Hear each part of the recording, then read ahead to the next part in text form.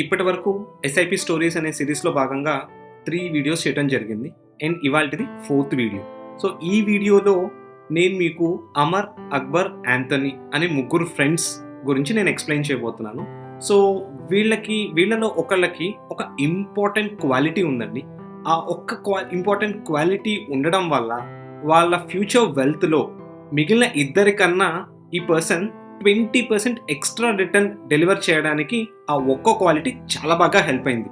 So ఆ quality మీలో ఉందో లేదో, లేకపోతే ఆ క్వాలిటీ ఏంటి అని తెలుసుకోవాలనుకుంటే ఇవాళ వీడియో మీరు చివరి దాకా వాచ్ చేయాల్సిందే. సో నేను మీ నరేంద్రని మనవి వెల్త్ ప్రైవేట్ లిమిటెడ్ కంపెనీని రిప్రజెంట్ చేస్తున్నాను. నేను ఒక సర్టిఫైడ్ ఫైనాన్షియల్ ప్లానర్ని. సో ఎస్ఐపి రిలేటెడ్ మీకు ఏమైనా క్వశ్చన్స్ ఉన్నా మీరు కామెంట్ సెక్షన్లో మీ క్వశ్చన్ని పోస్ట్ చేయొచ్చండి. ఒకవేళ మీలో ఎవరైనా ఎస్ఐపి స్టార్ట్ చేయాలనుకున్నా, లేకపోతే మీకు తెలిసిన వాళ్ళు ఎవరైనా మ్యూచువల్ ఫండ్ రిలేటెడ్ ఏమన్నా ఇన్వెస్ట్మెంట్స్ చేయాలనుకున్నా మీరు కింద స్క్రోల్ అవుతున్న నెంబర్కి కాంటాక్ట్ చేయొచ్చు.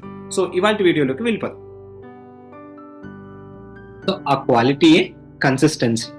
సో ఈ కన్సిస్టెన్సీ అనేది ఎంత ఇంపార్టెంట్, అది ఫాలో అవటం వల్ల, అది ఆచరించడం వల్ల ఎంత బెనిఫిషియల్ అనేది గోయింగ్ ఫార్వర్డ్ మనం స్లైడ్స్లో చూద్దామండి.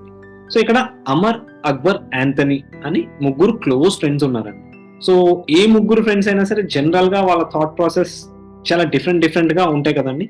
అలాగనే ఇక్కడ వీళ్ళ ముగ్గురు ఇన్వెస్ట్మెంట్స్ గురించి ఒక డిస్కషన్ వస్తే అమర్ కానీ అక్బర్ కానీ వాళ్ళ వాదన ఎలా ఉంది అంటే, మార్కెట్ ఎప్పుడు తక్కువలో ఉన్నప్పుడు ఇన్వెస్ట్మెంట్ చేయగలిగితే అప్పుడు ఎక్కువ లాభం ఉంటుందని ఒకళ్ళు వాదిస్తే, ఇంకొకళ్ళు లేదు మార్కెట్ ఎప్పుడైతే ఎక్కువ ఉంటుందో ఆ టైంలో ఇన్వెస్ట్మెంట్ చేయడం వల్ల ఎక్కువ లాభం ఉంటుందని ఇంకొకరు వాదించడం స్టార్ట్ చేశారు.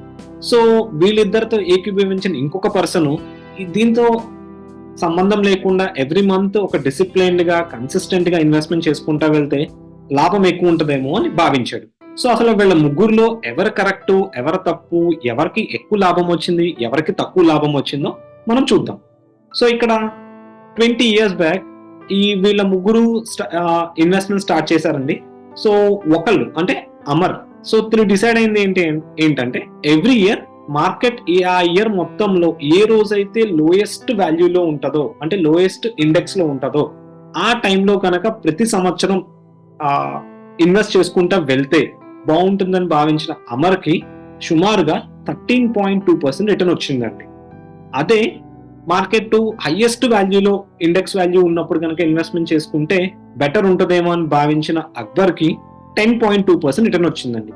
అదేంటి, మార్కెట్ తక్కువలో ఉన్నప్పుడు ఇన్వెస్ట్ చేస్తే 13% రావడం ఏంటి, మార్కెట్ ఎక్కువలో ఉన్నప్పుడు ఇన్వెస్ట్మెంట్ చేస్తే తక్కువ రిటర్న్ రావడం ఏంటి అని మీకు ఏమైనా సందేహం వచ్చినట్టయితే కనుక, సో అందరికీ మనకు తెలిసిందేనండి, మార్కెట్ ఎప్పుడైతే అండర్ వాల్యూలో ఉంటుందో, అంటే మార్కెట్ తక్కువలో ఉంటుందో అలాంటి టైంలో మనం ఇన్వెస్ట్మెంట్ చేయగలిగితే మనకి ఎక్కువ యూనిట్స్ అక్యుములేట్ అవడం జరుగుతుంది అండ్ ఓవర్ ఏ పీరియడ్ ఎక్కువ బెనిఫిట్ అనేది కనిపిస్తుంది అనమాట. అదే ఇక్కడ జరిగింది. సో అదే వీళ్ళిద్దరి థాట్ కి ఏకీభవించని ఇంకొక పర్సన్ ఎవరైతే ఉన్నారో యాంథనీ.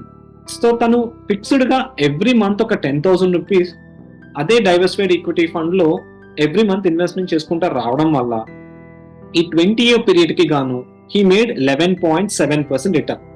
సో ఈ మూడు రిటర్న్స్ కనుక మీరు కంపేర్ చేస్తే అమర్కి 13% రిటర్న్ వస్తే, అక్బర్కి 10% రిటర్న్ వస్తే, యాంథనీకి 11.7% రిటర్న్ వచ్చింది. సో ఇక్కడ మీరు గమనిస్తే ఎవరైతే తక్కువ సెన్సెక్స్ లో ఉన్నప్పుడు ఇన్వెస్ట్మెంట్ చేశారో వాళ్ళకి ఎక్కువ లాభం రావడం గమనించగలిగాం కదండి.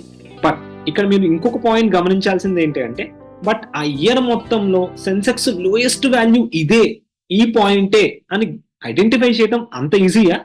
సో పోనీ ఒకసారి చేయగలిగాం, అలా ప్రతి సంవత్సరం 20 ఏళ్ల పాటు చేయడానికి పాసిబిలిటీ ఉంటుందా? సో ఈ కథలోంచి నీతి మనం ఏం తీసుకోవాలి అంటే, ఈ మార్కెట్ టైమింగ్ తో పని లేకుండా ఫిక్స్డ్ గా, డిసిప్లైన్డ్ గా, సిస్టమాటిక్ గా, కన్సిస్టెంట్ గా ఎప్పుడైతే మన ఇన్వెస్ట్మెంట్ కంటిన్యూ చేసుకుంటా వెళ్తామో దానిలో ఎక్కువ లాభం మీరు గట్టించవచ్చు. సో ఈ కన్సిస్టెంట్ గా వెళ్ళడం వల్ల మీ టైము, ఎనర్జీతో పాటు మీ పీస్ ఆఫ్ మైండ్ కూడా ఈ ఎస్ఐపి అనేది తీసుకుంటుందండి. సో హోప్ ఈ వీడియోలో షేర్ చేసిన కంటెంట్ మీకు ఇన్వెస్ట్మెంట్ డెసిషన్ తీసుకోవడానికి ఎంతగానో హెల్ప్ అవుతుందని భావిస్తున్నామండి. If you like the content in the video, please like and share the video and subscribe to our YouTube channel. If you need any personal appointment, do call us to the below number.